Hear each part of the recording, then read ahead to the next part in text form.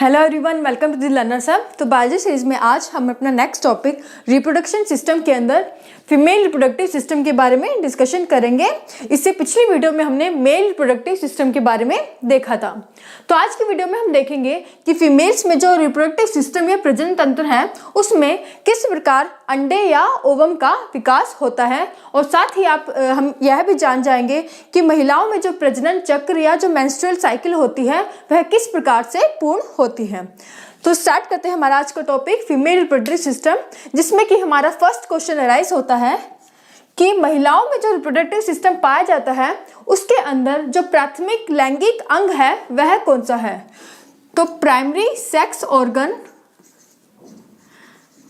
जो female reproductive system के अंदर पाया जाता है वह कौन सा है? ओवरी या अंडाशय।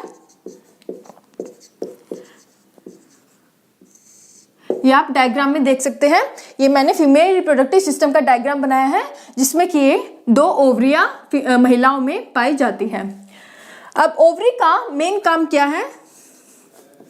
इसमें जो अंडाणु या ओवम का विकास होता है या ओवम का निर्माण होता है, और दूसरा इसका फंक्शन क्या है कि ओवरी के द्वारा जो फीमेल्स में जो सेक्स हार्मोन्स हैं कौन कौन से? ईस्ट्रोजन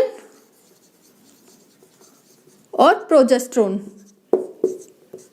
इन दोनों का जो निर्माण भी इन दोनों के निर्माण के लिए कौन सा अंग उत्तरदायी है? ओवरी।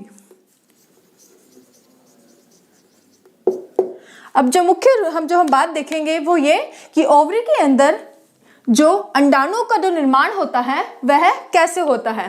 तो आपको बता दूं कि जब कोई लड़की है वह गर्भाशय में होती है, यानी कि जब वह अपनी माता के गर्भाशय में थी तो उसी दौरान उस लड़की में जो ओवरी है इसके अंदर अंडाणु या ये ओवम पाए जाते हैं, लेकिन गर्भाशय के दौरान ये अंडाणु अर्ध विकसित अवस्था में होते हैं,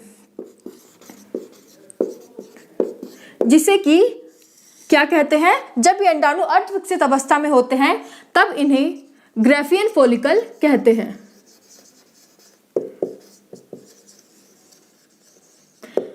अब ये ओवम या अंडाणु विकसित अवस्था में कब पहुंचते हैं? तो जब लड़की प्यूबर्टी की एज के दौरान, यानी कि लगभग 10 से 12 वर्ष के दौरान, जब किसी महिला के अंदर शारीरिक चेंजेस आते हैं, जैसे कि उसके स्तनों का विकास होता है, उसके सेक्स ऑर्गन्स विकसित होते हैं, उसकी आवाज़ पतली हो जाती है, ये सब कब होता है? 10 से 12 वर्ष के बीच तब, और उस स्टेज को क्या कहते हैं? प्यूबर्टी। तो प्यूबर्टी के दौरान जो ओवरी में ये अंडाणु या ओवम पाए जाते हैं, जो इनका निर्माण होता है, ये विकसित अवस्था में पहुंच जाते हैं, और उस दौरान विकसित अवस्था में जब ये अंडाणु पहुंच जाते हैं तब ये स्वतंत्र रूप से ओवरी से बाहर निकल जाते हैं।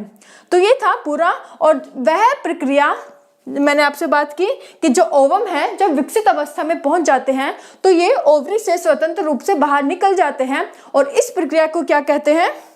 ओव्यूलेशन या अंडोत्सर्जन।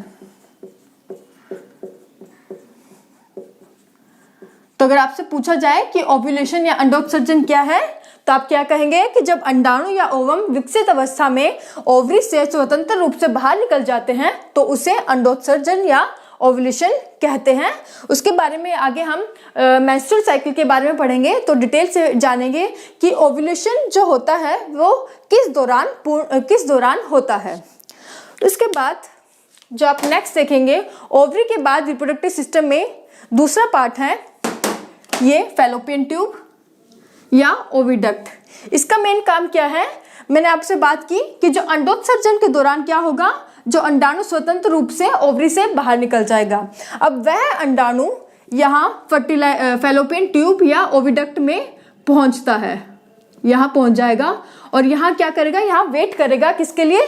स्पर्म्स का वेट करता है, जिसके बाद वह स्पर्म्स या जो शुक्राणु है, शुक्राणुओं के साथ जो अंडाणु है वह निषेचन या जो फर्टिलाइजेशन की प्रक्रिया है वो यहाँ फैलोपियन ट्यूब या ओविडक्ट में पूर्ण होती है।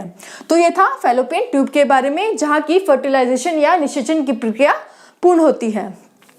उसके बाद यूट्रस या गर्भाशय, आपको नाम से पता लग रहा है गर्भाशय यानी कि जहाँ महिलाएं अपना गर्भ धारण करती हैं, तो ये यूट्रस है। और इसका मेन काम क्या है, यहाँ हमने बात की कि जो निषेचन या फर्टिलाइजेशन है फैलोपियन ट्यूब में पूर्ण होता है।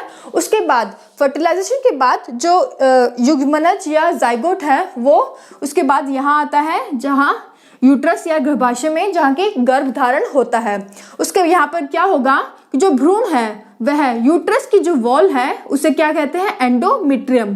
तो यूट्रस की जो दीवार है एंडोमेट्रियम इसके साथ जुड़ जाता है और यह प्रक्रिया यूट्रस में पूर्ण हो जाती है। तो यूट्रस का हमने काम क्या देखा कि यूट्रस में महिलाएं अपना गर्भ धारण करती है और वैसे वे कैसे करती है, जब जो भ्रूण है फर्टिलाइजेशन के बाद यहाँ आता है वह भ्रूण एंडोमेट्रियम के साथ जुड़ जाता है और भ्रूण एंडोमेट्रियम की जो दीवार है इसके साथ एक टिश्यू या उत्तक का निर्माण करता है जिसे क्या कहते हैं, प्लेसेंटा। तो ये आप याद रखिएगा। और अगर आपसे पूछा जाए कि जो गर्भाशय है उसकी दीवार को क्या कहते हैं, तो उसकी दीवार को एंडोमेट्रियम कहते हैं। उसके बाद लास्ट में आप देखें ये पूरा यूट्रस हो गया। उसके बाद सर्विक्स, और सर्विक्स से इसका काम क्या है कि यहाँ से जो शुक्राणु या स्पर्म्स है वे प्रवेश करते हैं। तो ये था पूरा फीमेल रिप्रोडक्टिव सिस्टम के बारे में, जिसमें कि हमने देखा कि किस प्रकार अंडाणु या ओवम का निर्माण होता है और वे फैलोपियन ट्यूब में जाके फर्टिलाइजेशन पूर्ण करते हैं, जिसके बाद जो भ्रूण है वह गर्भाशय में या यूट्रस में आकर एंडोमेट्रियम जो दीवार है उसके साथ जुड़ जाता है। और सर्विक्स का फंक्शन क्या है, सर्विक्स के बारे में हमने देखा कि यहाँ से जो स्पर्म्स या शुक्राणु है वह प्रवेश करते हैं। उसके बाद तो ये था फीमेल रिप्रोडक्टिव सिस्टम के बारे में। उसके बाद बात करते हैं मादा प्रजनन चक्र या मेंस्ट्रुअल साइकिल के बारे में।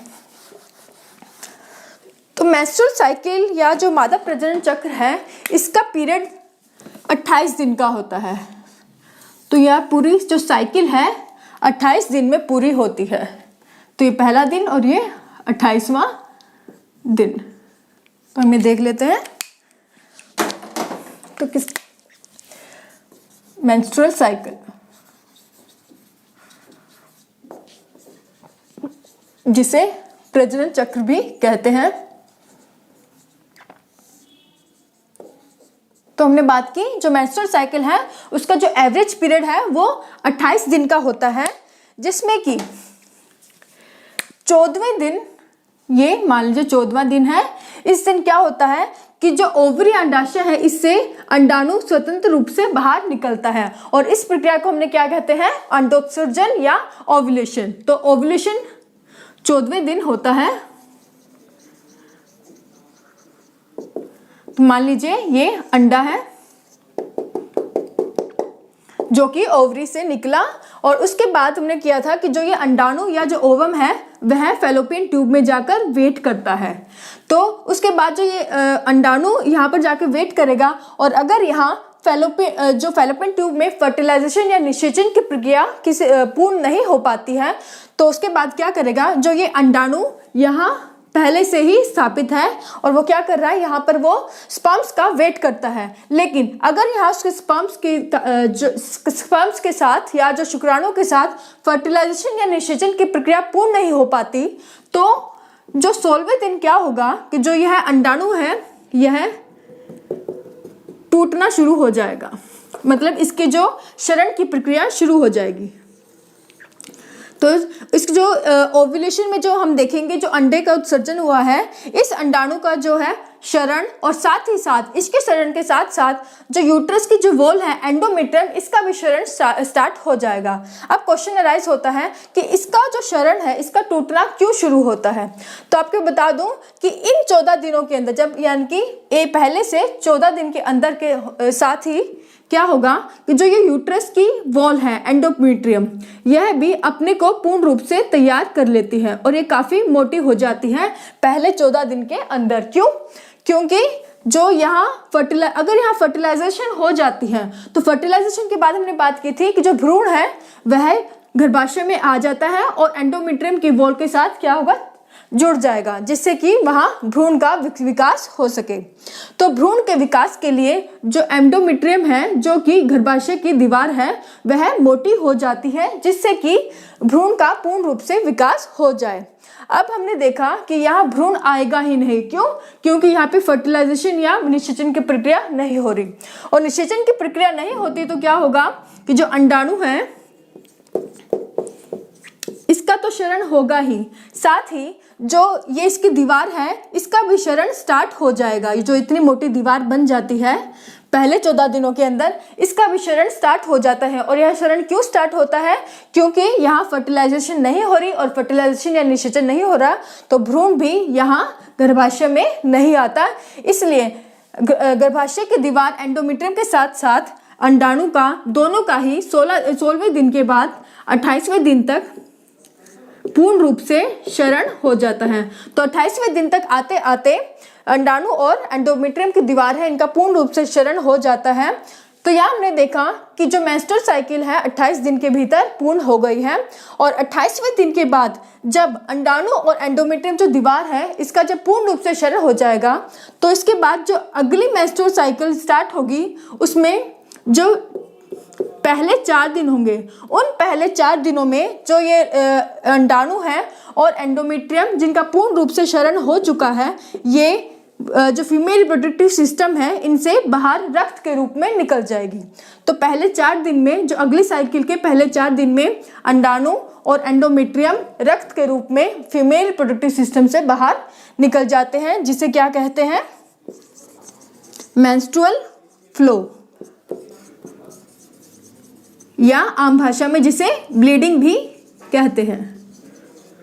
तो ये था पूरा चक्र। उसके बाद फिर से ये 28 दिन के बाद फिर ये दोबारा से चक्र स्टार्ट हो जाता है। तो ये था पूरा मेंस्ट्रुअल साइकिल या प्रजनन चक्र के बारे में। तो आज की वीडियो में हमने देखा कि किस प्रकार फीमेल रिप्रोडक्टिव सिस्टम में ओवरी से अंडाणु या ओवम का निर्माण होता है। साथ ही साथ हमने मेंस्ट्रुअल साइकिल के बारे में भी समझा। तो आशा करती हूँ आपको वीडियो अच्छे से समझ में आई हो। तो आज के बारे में बस इतना ही, मिलते हैं अपनी नेक्स्ट वीडियो में। Thank you so much.